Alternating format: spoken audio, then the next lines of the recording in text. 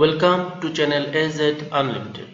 আশা করি ভালো আছেন সবাই। আজকে আমি আপনাদের দেখাবো কিভাবে আমরা সিরিয়াল নাম্বার অটোমেটিক জেনারেট করতে পারি। উদাহরণস্বরূপ যেমন আমি এখানে দুটি হেডিং রয়েছে, সিরিয়াল নাম্বার এবং নেম।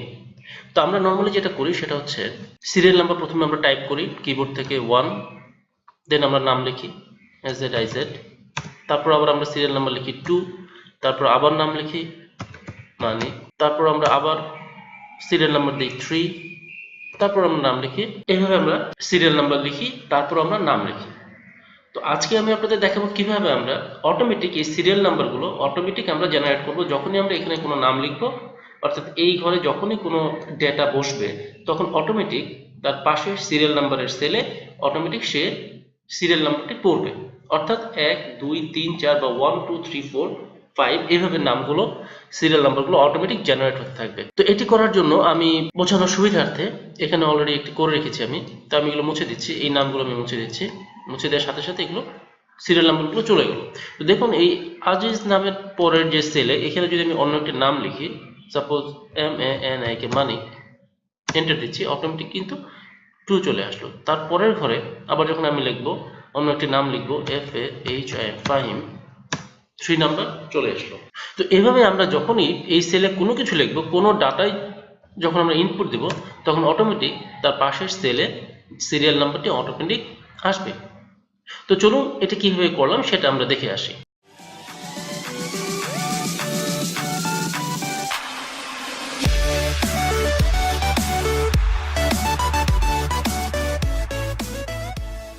তো সেটি দেখার জন্য আমি এই ফর্মুলাগুলো, আগের ফর্মুলাগুলো সবই আমি ডিলিট করে দিচ্ছি। এখন এখানে কোনো ফর্মুলা নেই। ওকে, তো আমাদের যেটি করতে হবে, প্রথম যে সিরিয়ালটি সেটি আমাদের দিয়ে রাখতে হবে 1 লিখে। আমি একটি নাম লিখছি এজেড আইজেড। ওকে, এখন আমাদের এখান থেকে সিরিয়াল নাম্বারগুলো আমার অটো আসতে থাকবে। তো যেহেতু এই ঘরে সিরিয়াল আসবে, তো এই ঘরে আমি কার্সরটি রাখছি এবং এখানে ফর্মুলা আমি লিখব equal if if first bracket শুরু করি, লজিক্যাল টেস্ট। এখন হচ্ছে লজিকটা হবে ইফ এই সেল অর্থাৎ এই C4 sell equal to greater than 0, 0-র চাইতে যখনই বেশি হবে, কোমা, দেন কি হবে, প্রথম ঘরটি অর্থাৎ B3 যেখানে আমি 1 লেখা আছে এই ঘরটির সাথে যোগ হবে +1। ওকে, অর্থাৎ যখনই এই ঘরে কোনো কিছু আসবে, তখনই উপরের যে সিরিয়াল তার সাথে আমার 1 যোগ হবে বা 1 যোগ হবে। দেন অর্থাৎ কোমা, যদি না হয়, যদি কিছু না থাকে তাহলে কি হবে, তাহলে ডাবল ইনভার্টেড কোমা দিয়ে ব্র্যাকেট ক্লোজ করেন, এন্টার। এখন দেখেন কি হয়, আজিজ ফাহিম লিখছি, তার নিচের ঘরে FAHIM ফাহিম, এন্টার দিচ্ছি, অটোমেটিক 2 চলে আসলো। ওকে, এখন আমার এটি ড্রাগ করে আমি টোটালটা আমার যতটুকু পর্যন্ত দরকার 100 500 1000 যত ডাটা আমার মোটামুটি লিখতে হবে সেই ডাটা পর্যন্ত আমি ড্রাগ করব। ওকে, ড্রাগ করছি আমি, এই পর্যন্ত আমি ড্রাগ করে দিলাম। তো আমার যেটা হলো যে ফর্মুলাটা আমার যতটুকু পর্যন্ত ড্রাগ করেছি ততটুকু পর্যন্ত কপি হলো। এখন যখনই আমি কিছু লিখবো, সাপোজ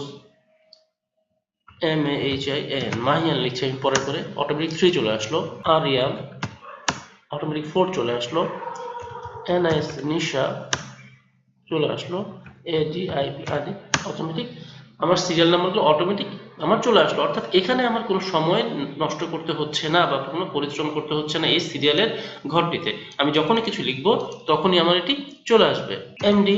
ওকে, এভাবে আমার নামগুলো, নামের পাশে সিরিয়াল নাম্বারগুলো চলে আসবে।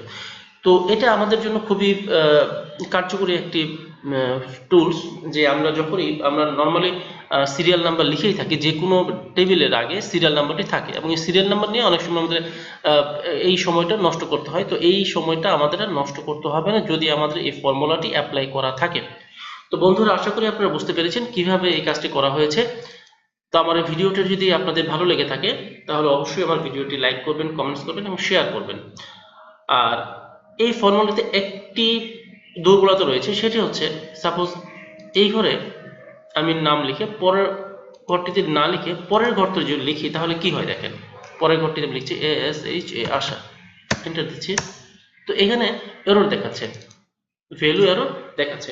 অর্থাৎ এই ফর্মুলার একটি দুর্বলতা হচ্ছে এখানে যখন আপনারা কোনো একটি সেল বাদ দিয়ে পরবর্তী সেলে যাবেন তখনই একটি ভ্যালু এরর দেখায়।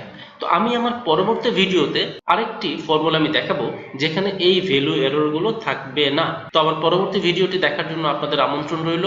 আমার এই চ্যানেলটি অবশ্যই সাবস্ক্রাইব করে রাখুন পরবর্তী ভিডিওটি পাওয়ার জন্য।